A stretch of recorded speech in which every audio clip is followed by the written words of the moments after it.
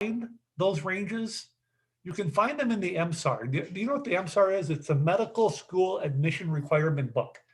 And it's sort of like your Bible for getting into med school, right? How many of you have a copy of that? Anybody? All right, good. Yep, Zarin has one.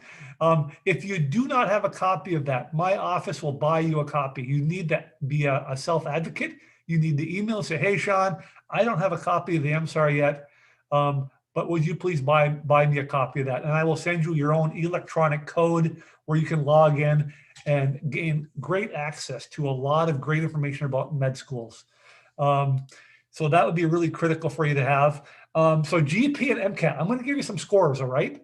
In the MSAR, basically our overall GPA range is about 3.4 to 4.0. Our average GPA that matriculates to our medical school is about 3.68. So if you fall outside of that range, if you fall way outside that range, it might be a tough road for you to even think about applying. I always tell students, if you fall outside that range, give me a call. Let's talk. Let's figure out if it's feasible for you to get into our medical school and become a member of our class, because I don't want you to waste time and money doing something that's not going to be good for you. The science range is also in the MSAR, okay? And the science range ranges from 3.4 to 4.0. The average Geisel science GPA coming in to our school, our matriculants, is about a 3.55. So these are ranges, and what they're talking about in the MSAR is the 10th percentile and the 90th percentile. So 10% of our people who matriculate to our med school are below that range, and 10% are at the upper end of that range as well. So again, there are people that are getting in below that range, but again, if you're far below that range, let's talk. The magic number for us, and I share this very openly, I'm very honest with you, is that you need to score a 503 or higher on the MCAT to consider getting into our medical school. If you get a 502, I would encourage you actually not to apply. That's kind of tough news to say, but I just want to be very frank and open and honest with you. This is the standard our med school has laid out for us. I think it's okay to do that because it gives a very, very clear picture of what your chances are given below a 503 or given above a 503, okay? The average, our MCAT score for the first year class ranged from a 505 to a 528. The average Geisel matriculant MCAT score was a 514. Nationally, it runs about a 510 to 512, somewhere in there right now. So our average MCAT is a little bit higher than the national average. Given all those scores and all those cognitive metrics, I also want to say, we do, look holistically at applications. You hear that buzzword from a lot of med school admissions folks, we holistically look at the application. Yes, we look holistically at you if you're within these ranges, all right? And again, to be very frank and honest, this year we had close to 9,000 applications for 94 spots. So I would only encourage you to consider us. If you've done your homework, you looked at us, you love us, you think, I would love to be a Geisel student, here's why, and you understand that, then yes, feel free to take the time and money and apply to our medical school. And you will, if you fall within those ranges and such, it could work out for you. Financial aid, I'm just going to really touch on this really quickly as well. In the class of 2019 left Geisel with an average debt of $207,000. That jumped up. The previous year it was 187,000. That's because we had a lot of splitters. We had people that took 5 years to do med school, so they had extra cost of attendance, over a 5-year span versus a 4-year span. So our average indebtedness jumped up about 20 grand in 1 year. The national average for class debt in 2019 was approximately $220,000. And the reason why I just want to touch on this is because if you want to do primary care for the underserved, be aware of your debt, be aware of financial aid, all right? Because that can kind of sway you away from possibly wanting to go back and serve if you're worried about financial aid and debt. I also want to mention base loan. base loan is really critical. If you're a needy student and you have a lot of financial need and you want to come to medical school, most schools have what's called a base loan program, where they will give you the loan amount up to a certain level of loan, and then everything else is sort of covered from the endowment or from other sources of financial assistance to you as a medical student.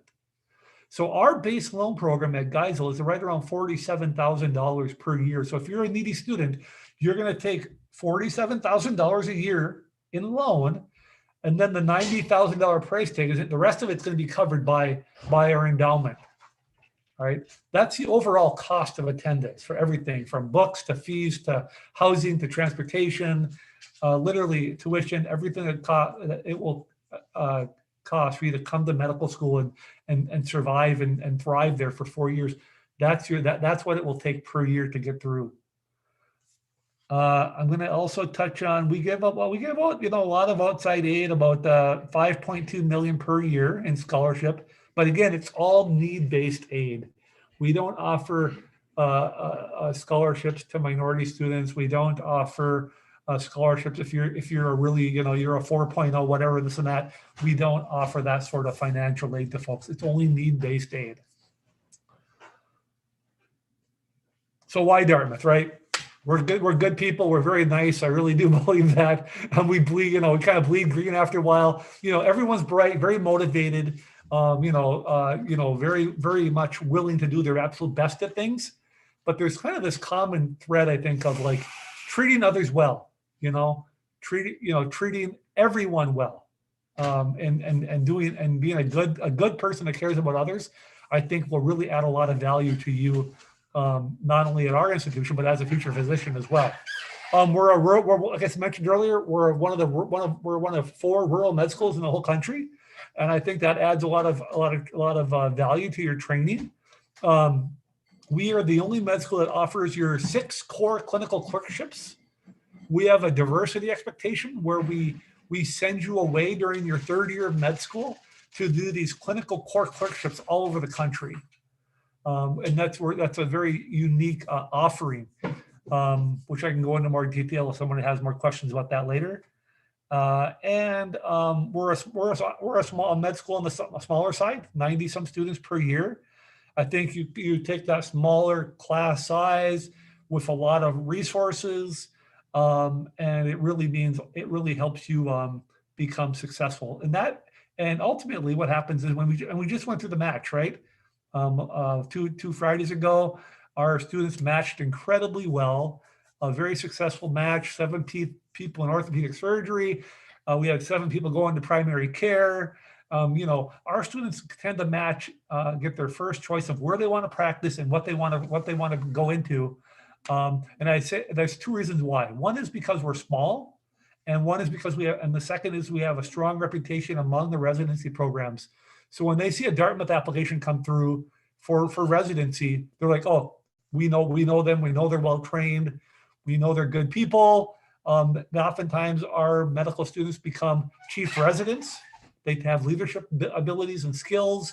So oftentimes, when you're only getting that one Dartmouth application out at your residency program, because we're a smaller school, you're not competing against other Dartmouth folks for that one spot out there. So we match extremely well. And I just want to close really quickly. I haven't done too bad here. Be your best self, know yourself well. Only you can answer if this is the right time for you. Know when that window of opportunity is for you to come into medical school and do it really well. Know what is keeping you from being at your very best. What are those demons that you struggle with that kind of pull you away from possible future success as a medical student? There's all these things. We're all human. We're all kind of dealing with things, right? And you need to understand yourself and know where you fall and and because you get one shot at this, right? You get one shot at med school. You rarely transfer out.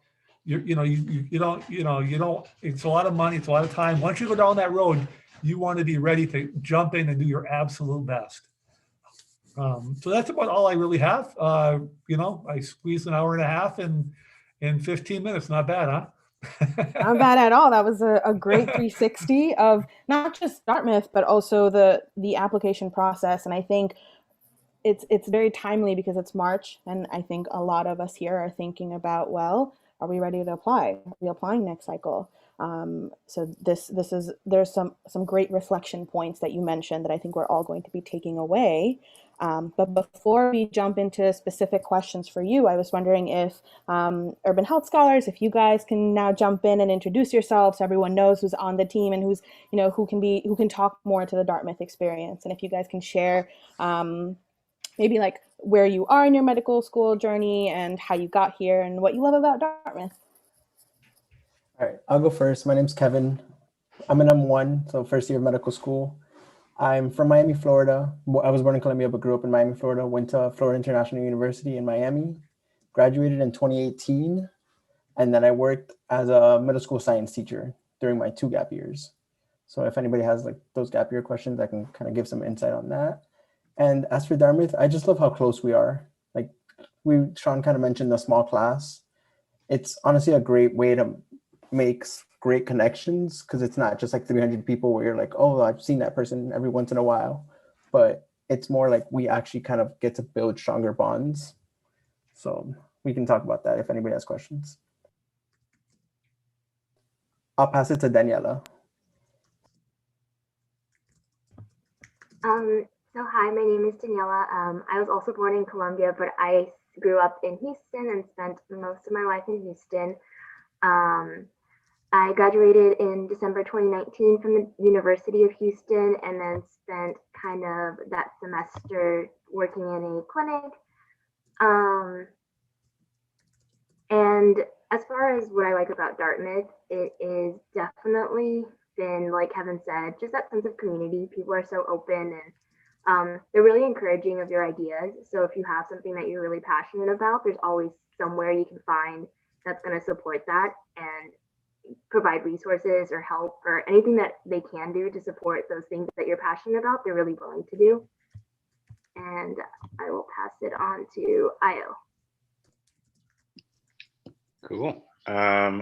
Thanks everybody for being here. My name is Io. I am also a first year student here at Geisel, originally from Wynwood, Pennsylvania, literally right outside of Philadelphia. I went to undergrad in Philadelphia. I went to University of Pennsylvania. Graduated in 2018. And hey, I see somebody else from Wynwood. Okay. Yeah, so I graduated in 2018. Then I spent 2 years, two gap years working with AmeriCorps, actually. I was in AmeriCorps Vista working with the Gear Up program. So basically it was a program with focus on college readiness, working with high school students to help them get to college or in their classes in high school or other post-secondary options. So yeah, it's a little bit about me. I will pass it to Raven. Hi, everyone. My name is Raven. I'm originally from Santa Monica, California, which is a city in Los Angeles County. And I went to Swarthmore College and I graduated in 2017. And while I was there and after, I did a lot of work in sexual violence prevention. And I actually did a post-bac, kind of touching on what Sean was saying. For me, like early on in college, some stuff came up that made it really hard for me to do pre-med, but then later on I circled back to it. So I just want to echo that there's always that time that works for you and there's a way to make it work.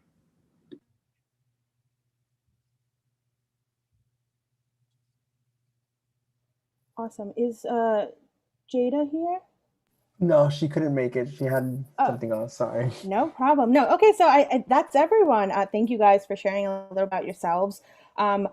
Everyone on the call, I want to invite you to start asking questions or raise your hand if you'd like to speak and ask questions.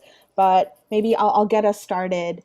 I think what I hear so far, a lot of you've had amazing growth years in between graduating and going into and matriculating into med school. So how did you decide, like, this is how I want to spend my time? How did you make those decisions as you were graduating from college?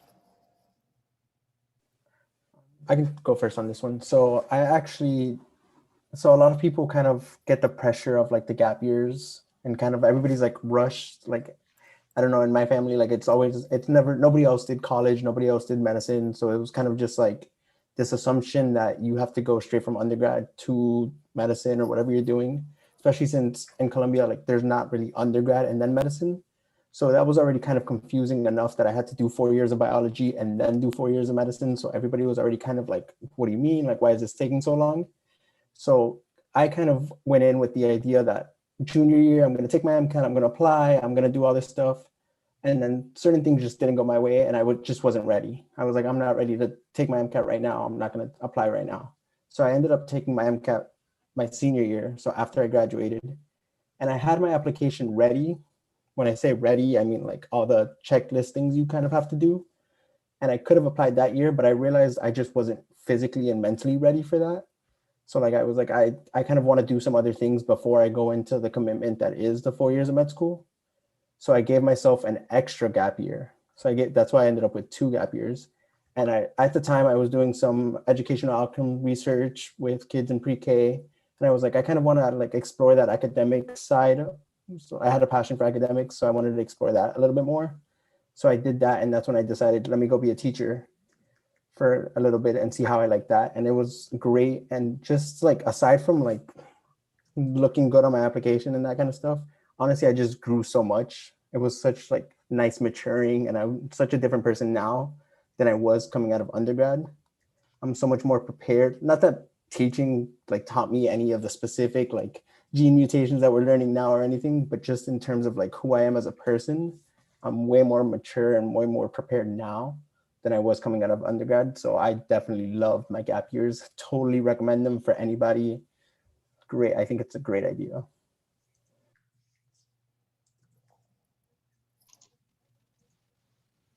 I'll add on to that. I'm just going to echo what Kevin said. I was in a very similar boat.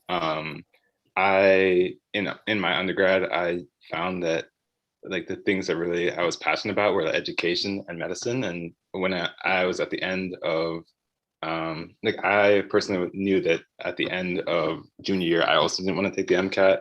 I felt like I wanted to take time to do the courses that I was interested in, and was able to make my application as solid as possible. But the main reason was also just like I felt like I was very worried about burning out. And I think that like for me, medicine, I knew it was a long road, and I have this interest that was just kind of on my back. I was like, I just really love to, the world of education. I want to learn more. Oh, I wanted to learn more about the city that I was in, like Philadelphia, even though it's a city that's been like home and so dear to me. I think like similar to Kevin, there was so much learning that happened then. And I wouldn't have traded that for anything. And it's funny because even when it came to interviews, like a lot of times that's what people wanted to know about it. They want to know about like your experience, because it's just it really is so impactful, and I love talking about that kind of stuff too. So yeah, just echoing what Kevin said.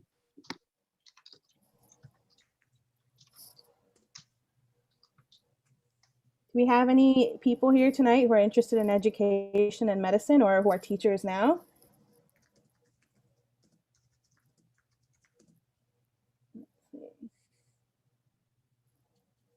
Oh, I got one hand raised. Oh, a TA, awesome. Yeah, that TA I feel like is a great way to sort of get that experience in college, on college campuses. I was a TA too, and that was a lot of fun. And it was a great opportunity to mentor incoming students. Yeah, even swim instructors, absolutely. Teaching isn't just reserved to the books. I learned how to swim thanks to the swimming team on my school, so I'm super grateful for them. I know that Marcia, you had a question, so I'm going to ask you to come to the stage. Yes, hi, good evening, everyone. My name is Marcia Decatus. I just had a really quick question as someone who is applying now. Many schools have stated a commitment to diversity and inclusion, given our most recent sociopolitical events. But I wanted to know, how do we as students, how can we really tell that these institutions are truly committed and maybe aren't just saying this because of what's going on in the world. So kind of what specific factors did you guys look for to demonstrate that the schools that you were going to were truly committed to diversity? I can start this one and anyone feel free to jump in. But I think one of the best things you can do is when you go to interviews or if you get put in any sort of group chats with people who are interested in applying that might have current students, ask the students because a lot of them are going to be honest with you about what it looks like, what is actually obtainable in terms of diversity, depending where you're going, and kind of frame it for you in a way that's probably going to be a little bit more authentic or honest or just, more one-on-one. I think a lot of students are very open and want you to come to their campus, but they're not going to try to sell you on something that is not realistic because at the end of the day, this is your decision. This is going to be the next 4 years of your life, and they want you to enjoy it and to feel like I made a decision that I can actually, I guess, feel good about. So yeah, my biggest, and that's something that I did. I'm a DACA student, so a big thing for me was trying to find that community because I came from an undergrad that really emphasized that and tried to keep us together. And I met someone on my very first day of my interview season who was a DACA student. She was really honest about what the limitations were, but what were the good things that the school had to offer. So I think just finding someone from the school and making those connections is a really good way to get an honest opinion about diversity at schools. Okay, thank you. No Thank problem.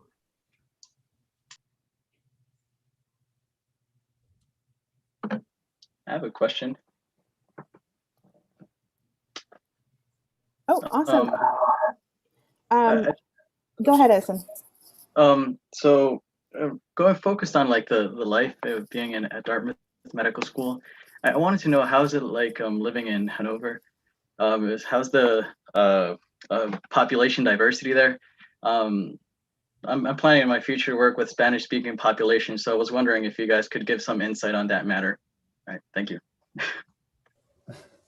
All right, so I think you can see some of our smiling faces because the reality is it is rural Hanover. Like there's no like getting away from that. And Dartmouth doesn't try to hide it. It is Hanover. And if you look at any of the demographic information, it'll tell you like what the numbers are. And it's not an exaggeration. A lot of the diversity comes from the campus itself and from our class. So like if you look at some of more class related activities, like just the five of us that are here today, it's a pretty diverse group.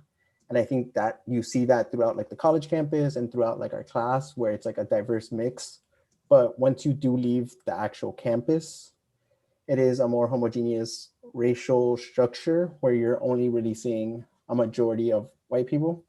But so that's when you can be realistic with yourself. All of us wanted to practice or hope to practice in urban cities in the future. So that's why we all became Urban Health Scholars. And Dartmouth does a great job. And Sean is amazing. He's like the real MVP of all this diversity stuff for us. So he like does a great job, and Dartmouth does a great job of providing opportunities for us to explore things that we're like interested in. And so Urban Health Scholars is a big one where we actually go and try to do activities in other cities so that we can get some more of that diversity. And then you mentioned Spanish speaking populations. That's also something I was very like passionate to me. So we have Project Salud, which is the migrant workers that are in the area. And that's somebody that really oftentimes just they completely forget about because it's such a small group that already like they have added difficulties of not only speaking Spanish, but also being in such a white neighborhood that they completely get forgotten about. So it's been nice to go out to the farms and talk to them about some of the difficulties they're having, some of like the lack of communication with the COVID vaccine information. We're actually going on Thursday to give COVID vaccines to a lot of the neighboring farms. So that's been super excited because they were talking about how some of the stresses of like not being able to conjugate and they've been very isolated. They're already pretty isolated because a lot of them came from Central and South America. So that's to New Hampshire. So that's already like a very isolated feeling. But just in general, I guess I would say that Dartmouth definitely provides opportunities for you to find things you're passionate about. And they definitely are super supportive about giving you those chances if you have an idea or something you care about. Thank you so much. Really appreciate the response. Just a little bit adding on that with the communication with the barrier of Spanish speaking populations not being able to communicate in English. So I'm a Spanish medical interpreter right now at the moment. So I was wondering if you guys are the interpreters at that particular moment with when treating with these patients, or do you guys have like other Spanish medical interpreters as well that are current working with the Hispanic population in these areas, as you mentioned, the farmers in Project Salud? So that's actually something we've been discussing a lot because we are lacking Spanish interpreters because a lot of us are Spanish speakers. A lot of us have taken medical Spanish. A lot of us have taken some like what we can do, but a lot of us aren't medical interpreters. And we do think that that's not the best quality of care for the patients. So we recognize that it is like not the optimal quality of care. And we've been trying to get more Spanish interpreters, and that's something we've been really working on. I will say we're lacking in that right now. So right now, a lot of us are just like Spanish speakers that have taken medical Spanish. So we've done like a good amount. And then let's say, for example, with the COVID vaccine stuff, we've gotten a bunch of information in Spanish and we've like read up on it, but it's not something that we can say like we are certified or we're to give them the best care. But it's something that we have talked about, and it's something we've actually been looking to try to get a program with the undergrads so that they can produce more Spanish medical interpreters, and then we can have that so we can provide better care. Thank you so much. Awesome. I think John has a question. Hi, yeah, thanks so much. I'm John. I'm a non-traditional student. Went back to do a little bit of post-bac stuff, and I'm hoping to apply to cycle. I have a friend who's just graduated from Geisel a year and a half ago, and I'm really excited that I found out about this little meeting to hear more about the school. And I actually did not know about the Urban Health Scholars program, which sounds like it would be really interesting. I'm super passionate about like social determinants of health, and I think that it's like not discussed enough, and it means so much to like health outcomes in general. And so I'm just curious, like what kinds of programs, oh, thanks for the claps. What kinds of like programs in, I guess, if it's Manchester that you do a lot of the like more urban health type initiatives, what kinds of like non-medical programs do you interface with? Like, food pantries and like that kind of thing that can really help support some of these, non-medical, but obviously related to medical issues. Yeah, thanks.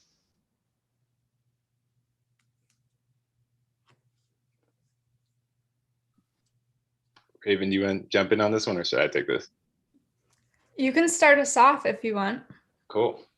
Yeah, so I think that's a great question. I think that I'm just really excited to also hear that you're really interested in these topics as well. And I think it's such an important part of medicine. And that's a lot of like the reason why a lot of joined Urban Health Scholars is to do just that, like to learn more about these topics. So in terms of like Urban Health Scholars, like some of the things we do, and one of the big things is like our trips. So unfortunately, COVID this year has kind of like hampered some of these, but usually what we would do, and we've kind of been able to get around some of it with some virtual events, but we would go to, we have a trip in Boston, we have a trip in New York, and one in New Orleans. And the primary goal of these is to do different service projects. So we recently had what would have been our spring break New Orleans trip. We were talking to some people that that worked in like with food services or like food pantries, people that worked with like free clinics. If we were able to go down to these like New Orleans, we would have been working like hand in hand with them, like actually volunteering our time. And for coming years, that's like one of the big things that Health Scholars is really passionate about, is like volunteering and like giving our time to work on some of these social health projects as well. So one other thing, Daniela is currently working on a project for new mothers as well. So we're making care packages for new mothers. And we're also like making cards with that, just like showing support. So there's a lot of different, and it's interesting too, because within the group, people have a lot of different interests as well. So also just working with like health education, like we make like presentations and to do it like either high schools or like stuff like that, like health ed or stuff. We have some people in the group that are interested in education, so things like that. So yeah, that's one thing that we try to volunteer a lot and like be as active in our community, other communities as well, or communities that we have partnerships with, to try to make a difference and also just like learn ourselves. Definitely, I couldn't have said it better. And the one thing I will say is that the other thing is groups like UHS really, as Daniela said, encourage students to sort of run with your ideas. So, for example, like we live an hour away from Manchester, which is a city, and there are always opportunities to kind of bring your ideas to the group and form new projects. So it's definitely always like taking new forms and new shapes as people with different interests come into the group. Thank you. And for the UHS program, is that something that you applied to after you were already a student? Okay. Okay.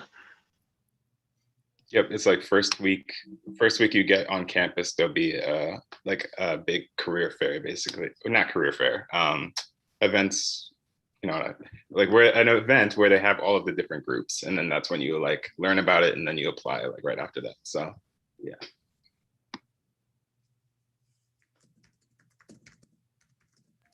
Great. I see that we have lots of burning questions coming up, but I'm going to hand it off to Amisha and then Andrea. Hi, everyone. My name's Amisha. So my question is, does Dartmouth School of Medicine, do you have a program for like global medicine for med students, like an opportunity where we can either study medicine abroad or do some type of volunteer clinical experience abroad?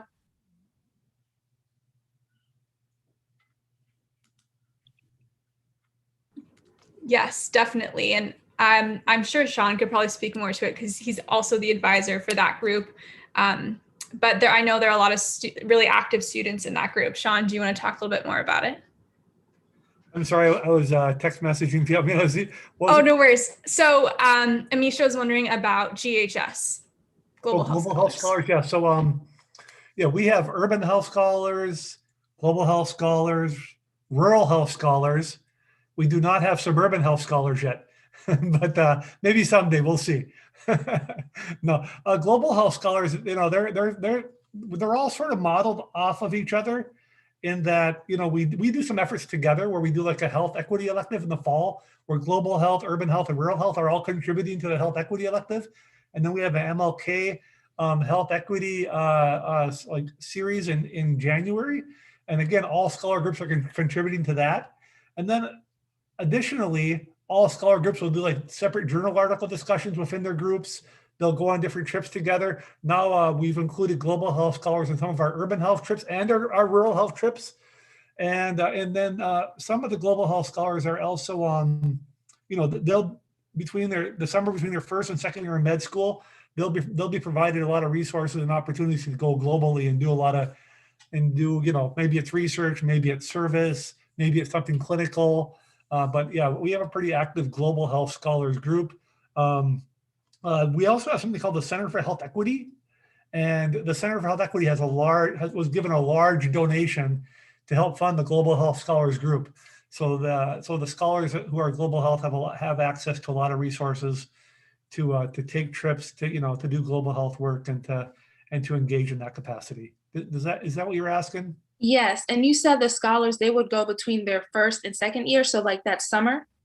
Yeah, so that's like, so we call it like your first free summer ever, your last free summer ever, right? From that point on, you're booked for the rest of your life, basically. So, take full advantage of it. Maybe you need a time off, right? But a lot of our scholars, like we have research dollars where we can help pay for you to stay in Hanover and spend the summer doing a meaningful research project. And I would say anywhere from a third to a half of the class will actually stay in Hanover and do some research work. The other students are, some are taking some time off. Other students are doing the global health work, like I mentioned. I also, some of your research could be within like urban health scholars, where you could actually do some work of in urban health with the underserved. I do the same with rural health scholars as well. I send them out to rural locations to do work with the rural underserved as well. But so there are just a lot of resources and opportunities to do different things at different points along your medical education and your training. Thank you so much. I think that's another reason why we match so well. As a fourth year medical student, you've been so engaged and you've done so many different things throughout your entire first 4 years of med school that it just helps you shine. You know, I like to tease and say, you know, we have 84 interest groups and only 94 students in each class. How does that happen, right? That's pretty crazy. It's a lot of different interests. And the scholars have just touched on just a handful of the opportunities. We have so many more. We have 3 free clinics we're running out of our Claremont, our big free clinic down in White River Junction called the Good Neighbor Health Clinic, and then we have a Wednesday night women's clinic out in Canaan, New Hampshire. We have all these different opportunities to engage with underserved, even though we're not, you know, in the heart of the city, so to speak. Again, thank you so much for that. Oh, absolutely. I mean, I feel like I could go on for days about all that we're doing up there.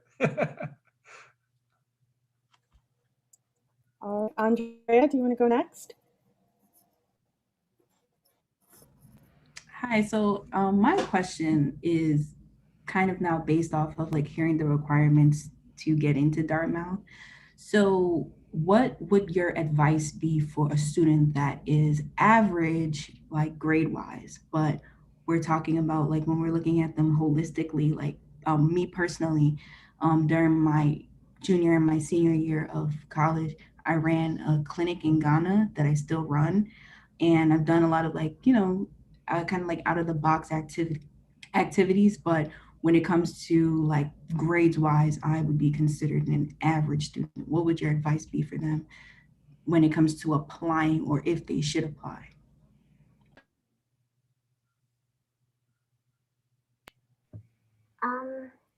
I can start, and then if anyone wants to add on, feel free to.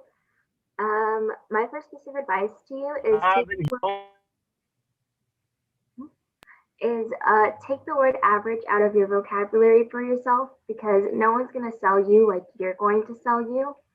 So don't go into the application cycle thinking you're average in any sort of way, just because it's already a really hard cycle. It's a really hard journey that you're going to go on to in medical school.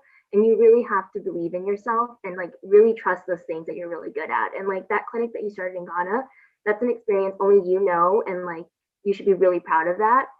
And so once you go through like the logistics of saying like, okay, I kind of fit within the range of this school's MCAT, this school's GPA, you meet that, move past that, and then look at the things that you've done and look at the things that make you special and unique. And I guess the things that you're excited about, because that's what the application and the admissions committee are really going to be looking at, and what they're really going to resonate with is this person passionate? Is this person kind? Is this someone who is going to be able to go on and use the lessons they've learned, the experiences they've had, and everything that they've done up until this point to be a good physician, be someone who cares about the patients they're going to be seeing later on in life. And so, you know, numbers are going to matter to an extent, but I really am a firm believer that no one's going to sell you the way that you're going to be able to sell yourself. And so really do dig into those things and think to yourself, like, what about this, or what about this experience makes me someone that school needs? So think about it as, I'm an asset to the school. I'm going to add something to them. I'm going to add a perspective that nobody else is going to bring, and sell that. Because, and I did it, and a lot of people are going to do it. The application process has this terrible tendency of kind of tearing you down and making you feel like, oh, these people are so great. They're great. They're awesome. But, you know, I'll be honest, my MCAT score was not great at all. I was like, I'm never getting in. That's the end of the road for me. But it wasn't, because I knew, you know, so my MCAT wasn't score, but I'm a good person. I work really hard and I know what I want to do, and I'm going to sell that. And so my best piece of advice is don't think of yourself as average. Don't compare yourself to anybody else who's applying, and really focus on those things that make you unique and what's going to be those selling points. Because I think, just by what you've said in those few minutes, like, you're deserving and you are way more capable than you're giving yourself credit for. And so, yeah, run with that. And I don't know if any of my peers have anything else to add. I think that's so spot on. And I'll say, just as an example, I have this mentor here who's a student, like not a first year. And she's my tutor. Like, she's literally gotten me through this whole thing. And we were walking and talking one time, and she was like, yeah, like, I always knew I wanted to be a doctor. Like, look where I am now. And like, I even like had a bad GPA in undergrad. And I was like, bad, right? Like, that's, again, like Danielle was saying, like, that's all like subjective.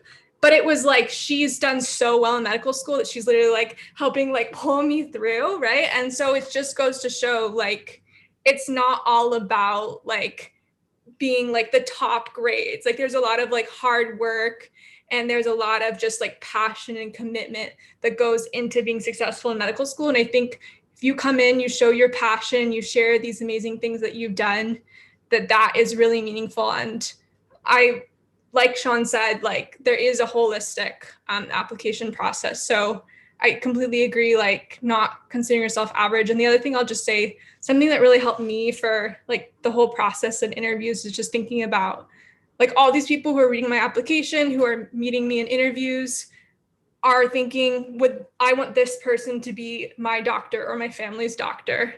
And so just think about who you want to be as a doctor and just share that. And I think that is really meaningful and will speak to your truth and be heard.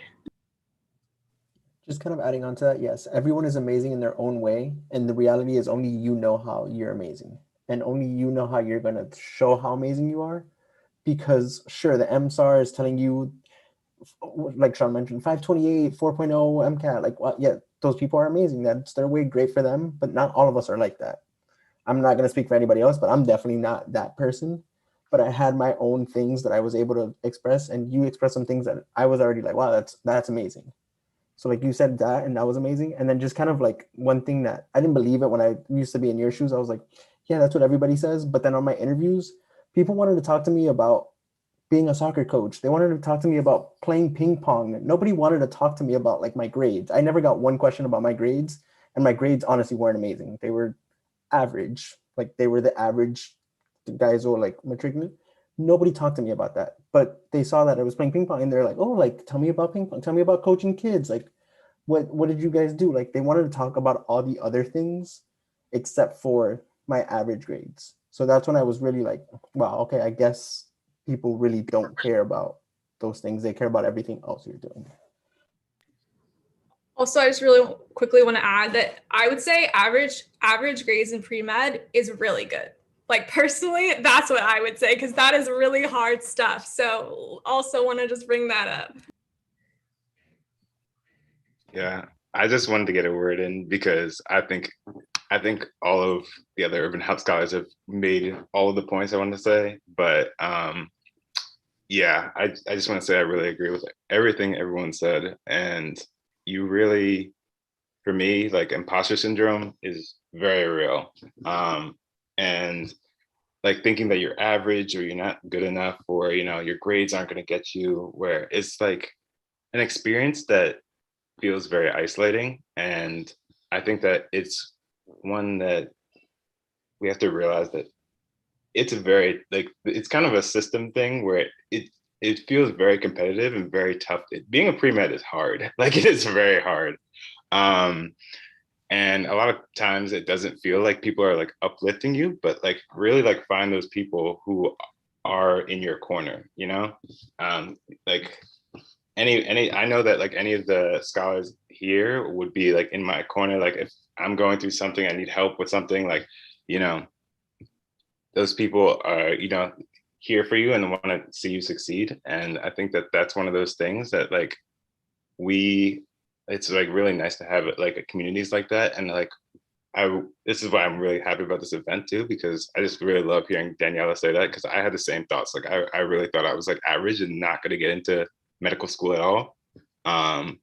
And yeah, and then things just work out. Like people really do see when you talk and when you go to an interview, or you go to when you write your personal statement, because that's a big part of it as well, like what you're passionate about and what makes you you.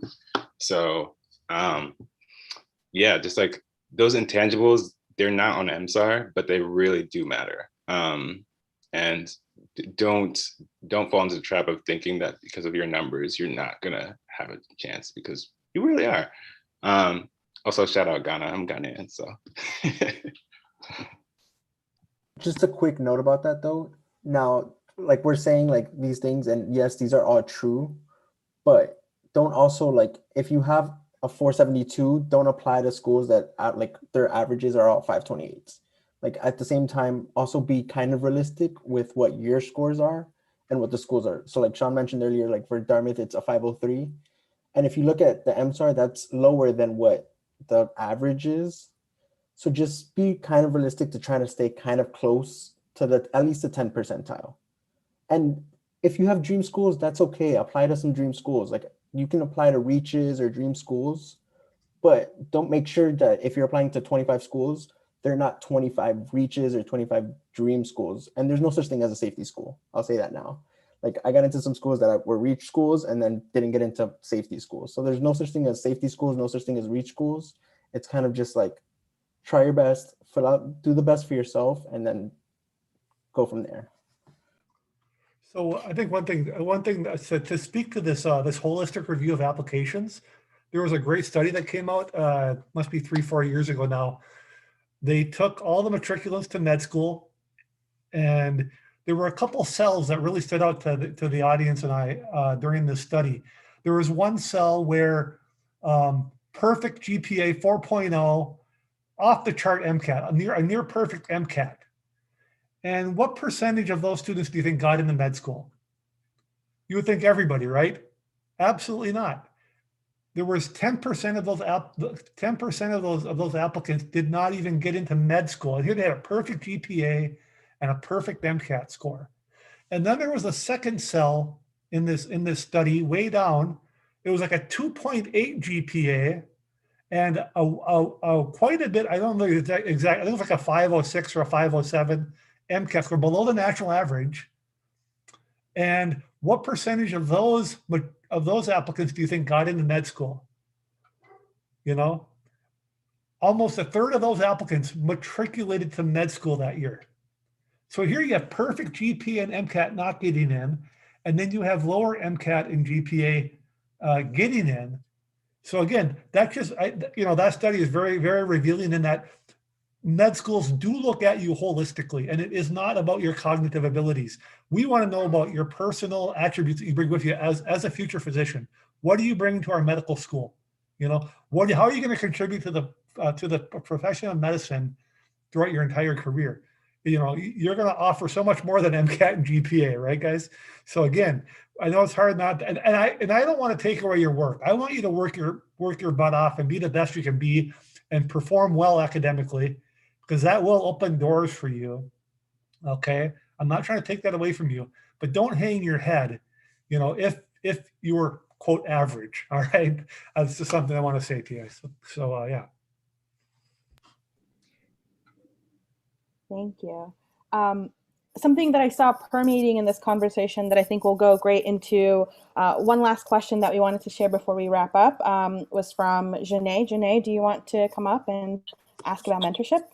Yes, I apologize for not being able to show my face. But my question was, how did you guys, or do you guys actively search mentorship? And during the application process, how did you go about finding a mentor or someone that can help you through the process during the application and as well as in medical school?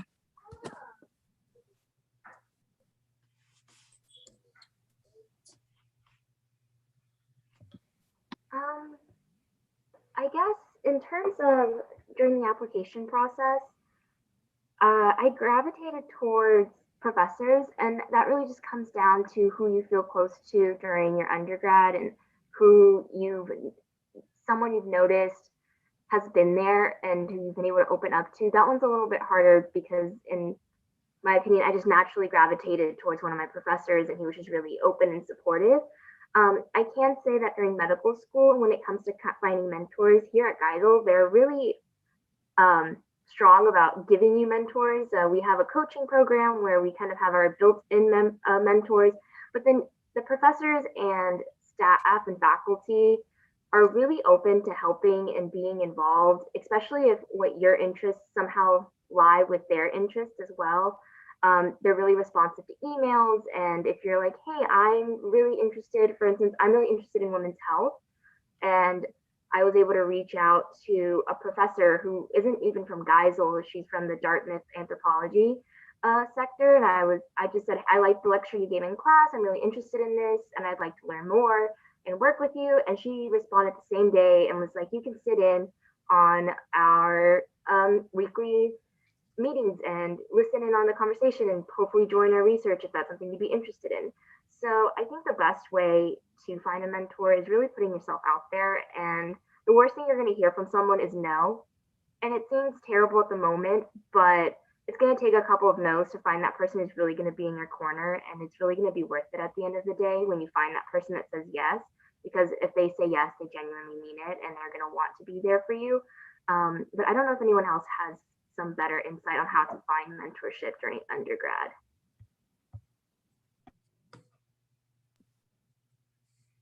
Yeah, I think for me, I think one of the best options and is just asking around and just from also your peers as well. Just I think my peers were some of my greatest mentors, and when it came to this process, because I had a friend that applied before me, and if that's not something that's available to you, we're also I'm sure this group of people, we are always available. We're gonna put our emails and contacts, and you can hit us up anytime. Well, I'll speak for myself, but I'm pretty sure we can hit us up anytime. But yeah, you'd be surprised at how people really who have gone through it before are willing to always give up time, it's not even giving it up, but make time for you to help you through the process if it's reading an essay or anything like that.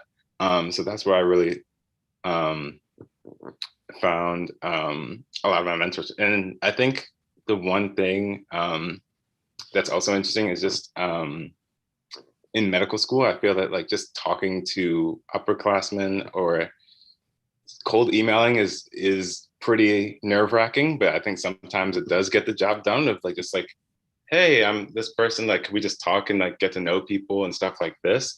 Like Danielle said, you might get a no sometimes, but just networking is a skill that's I'm starting to value more and more and more the more farther I get in this process.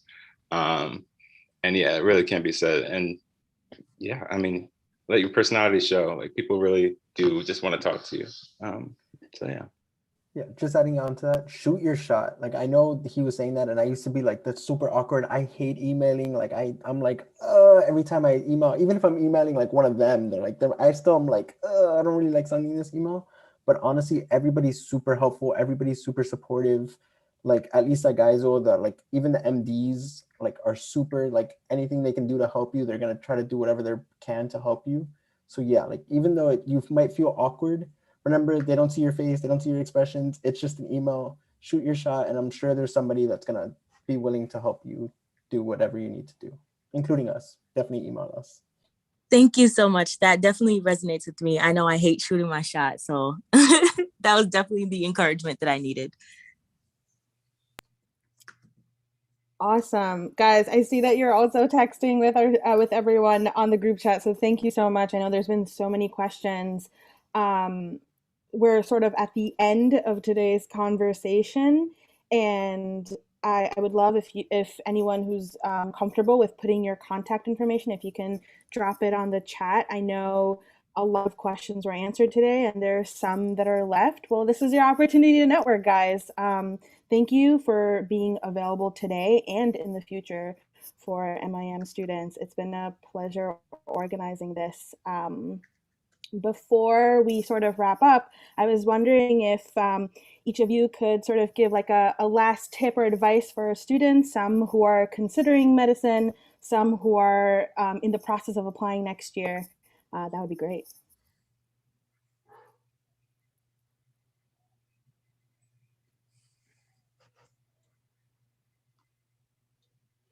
Who wants to start?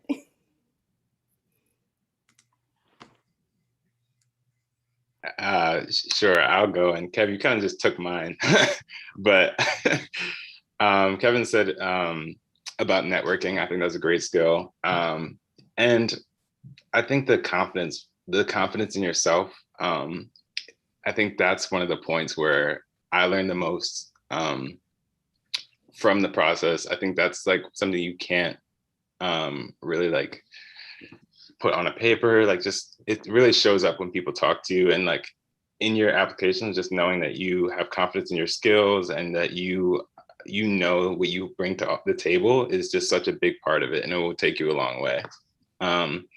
Also, do the things that you're passionate about, and that's my big thing. Like, if you don't want to spend your gap year doing bench research to it, and you want to do it doing AmeriCorps, let's say, because that's what I did.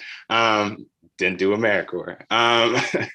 But yeah, so really just like do what you're passionate about, and it'll show in your application. And then the schools that are really passionate about that will, it'll show. And you stole mine in return. So yeah, my big one is just do what you care about. If you can't talk about it and get excited about whatever you put on your application, you're honestly like, yes, there's checklist things that we all need to do, but you better do things that you get excited about. Like when I was talking about things on my application, I couldn't hold my excitement. Like I was smiling. I constantly saw the passion. If they don't see that, it's like, why are you even doing this? So if you're doing bench research, but you're just describing it in like a monotone, very like, yeah, like I did bench research, that's less exciting than if you did something very extraordinary or different, not as like typical, but you get really excited about and you can like actually talk about it. So do what you care about and be passionate about whatever you do. So Io and Kevin are great and covered most of it, but I guess if I'm going to add anything is pre-med and the journey to medical school happens one time, no matter what that looks like for each person, even if you apply multiple times. And I think it's a really good part to learn about yourself. I think you grow a lot in the application process and you may not even realize it while it's happening. And it can be a really hard time, but I think enjoy it, even if it gets really hard. And I wish somebody would have told me this while I was going through the application process. It's hard, and it's probably like I think it's hard because you're constantly being pit against people and you're constantly having to think about yourself being compared to other people. But it's also a time where you're going to learn so much about yourself because you're going to be forced to answer questions like, why are you going to do medicine? Or why did you do this in your life? Or why did you do that? And the more and more you answer those questions, the more and more you learn about yourself. So enjoy the process, because I came out from this entire process knowing myself at a level that I didn't when I first graduated medical school. I mean, not medical school, getting ahead of myself. When I first graduated undergrad, if you asked me when I graduated in December to who I was when I had gone accepted into medical school in like October or November, I don't know, whatever. It wasn't the same person, because that process teaches you so much. And so trust the process and enjoy what you can from it and stay confident in yourself, because you're great. You're great, even if you just making it to the application process, you're great. And so, yeah, and everything else that Io and Kevin said, because they took most of it. So I would just say there's no right path to medical school in the sense, or there's no wrong path to medical school. That's what it is. There's like infinite right paths. And if that means having to retake a class you failed, or having to like being like, I don't know if my GPA is good right now, in terms of, oh, these are the schools I want to go to and I'm not in their range, but I'm going to take some more science classes and get an upward trajectory, or I'm going to retake my MCAT, or I didn't, make it work in undergrad, I'm going to do a post-bac, whatever it is. Like, there are so many ways that you can get there. and they're all completely valid. And however long it takes, like if this is your dream, then I think that, you know, you can make it a reality. And we're all here. We all have your back, and we want to see you in our spots very soon. So feel free to reach out to us and just believe in yourselves, because you can definitely do it.